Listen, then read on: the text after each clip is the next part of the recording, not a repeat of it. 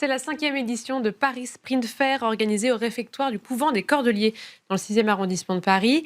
La foire consacrée au monde de l'estampe, gravure sur bois, eau forte, pointe sèche, lithographie, le multiple sous toutes ses formes. Et pour en parler, je reçois Christian Collin. Bonjour. Bonjour. Vous êtes président de la CSEDT, Chambre syndicale de l'estampe, du dessin et du tableau. Et pour commencer, est-ce que vous pouvez nous dire tout simplement qu'est-ce qu'un multiple dans l'art ? Alors un multiple, on va dire, parce que ça pourrait être dans différents domaines, ça peut être en sculpture, mais moi, c'est comme vous l'avez dit, je m'occupe de l'estampe.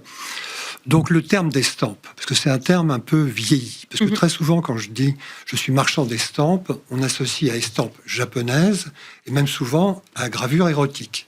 Voilà. Ah bon, d'accord. Donc, ouais, très souvent, parce que le terme estampe, c'est souvent associé à estampe japonaise, très curieusement, massivement. Alors quand je dis je suis marchand de gravure, déjà c'est plus clair dans la plupart de l'esprit des gens. La terminologie est extrêmement importante. Mais on va dire, qu'est-ce qu'une estampe, qui est, on va dire, le terme un peu noble de ma profession? C'est une image à but artistique tirée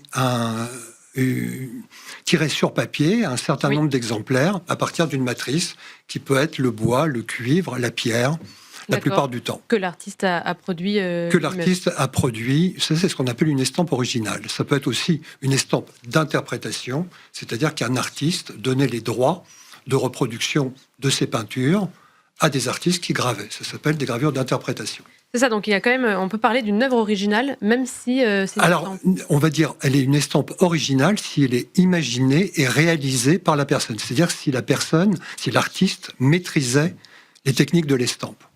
Et c'est toujours via une gravure. En tout cas, le Alors, on va dire une gravure, sauf par exemple une lithographie, qui est un dessin sur une pierre, n'est pas gravure, n'est pas sculpté à l'intérieur, mais c'est dans la famille générale de l'estampe. Parce que ce qui est compliqué, je trouve, c'est qu'on utilise beaucoup de termes. Il y a gravure, il y a eau forte, il y a lithographie. Absolument, tout à fait. Comment est-ce qu'on fait pour se repérer? Parce que là, je pense qu'on peut s'adresser on va dire estampe, c'est le terme générique, général, pour les images à but artistique. Et ensuite, il y a des techniques. Au début, à partir de la Renaissance, c'est la gravure sur bois. C'est, on va dire, le premier artiste d'importance mondiale à s'en emparer, c'est Albrecht Dürer. Voilà, qui va... Ensuite, à la fin du XVe, apparaît aussi la technique de l'eau forte. C'est une gravure sur cuivre avec des emplois d'acide. Parallèlement, existe aussi la gravure au burin. C'est toujours avec un cuivre, mais c'est une technique assez complexe qui mérite un apprentissage assez long. C'est pour ça que la plupart des artistes peintres vont prendre et choisir la technique de l'eau forte, qui est la plus facile à faire. C'est-à-dire quand on est un bon dessinateur, on peut être relativement facilement un bon graveur à l'eau forte. Et ensuite, quand la lithographie va apparaître au début du 19e siècle, d'autres artistes s'empareront de cette technique, comme Delacroix et d'autres. Ce qui est très important, c'est de ne pas penser qu'il y a une technique qui est meilleure que d'autres. Oui. Alors peut-être il y a une technique... En termes de marché, est-ce qu'il y a une technique qui est meilleure? Il y a, si vous voulez, par exemple, Hokusai a gravé sur bois. Gauguin a gravé sur bois. Dürer a gravé sur bois. Goya a fait des eaux fortes. Rembrandt aussi. Manet aussi. Picasso aussi. Vous avez le droit de... Toulouse-Lautrec ou Matisse sont emparés de la lithographie. À chaque fois, il ne faut pas mettre d'échelle. Vous voyez, chaque fois, c'est un rendu différent. Et ce qui est aussi assez... Est-ce que vous avez des conseils à donner justement sur tout ce qui est signature, chiffres, numérotation? Alors, il y a une chose très souvent posée. Oui, tout à fait. Mais la numérotation et la signature n'apparaît qu'à la fin du 19e siècle. D'accord. Voilà. Donc ça veut dire que ça venait pas à l'esprit des gens. Parfois, l'artiste mettait son nom dans le cuivre ou signait d'initiales, les petites initiales, exactement. Mais la numérotation apparaît à la fin du 10e. Donc vous ne verrez jamais d'œuvres de Goya, d'artistes plus anciens signées. Et c'est pas pour ça que ça a été tiré à des millions d'exemplaires. Je reviens à l'exemple d'Hokusai. Vous voyez, dans peu de temps, va passer aux enchères la vague d'Hokusai. Une des vagues, du coup. La plus connue. Elle est estimée entre 800 000 et 1 million d'euros.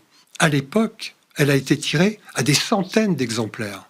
Mais seulement la question, c'est combien en reste-t-il et combien en reste-t-il en bon état. Vous voyez, au départ, il pouvait y avoir des choses tirées à un grand nombre d'exemplaires qui n'ont pas été conservées.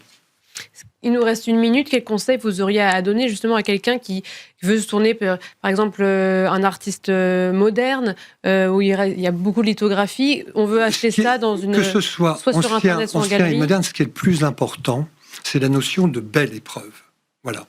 C'est-à-dire que dans toutes les familles, il y a des gravures, parfois des choses, vous voyez, héritées des parents ou des grands-parents, des trucs un peu poussiéreux.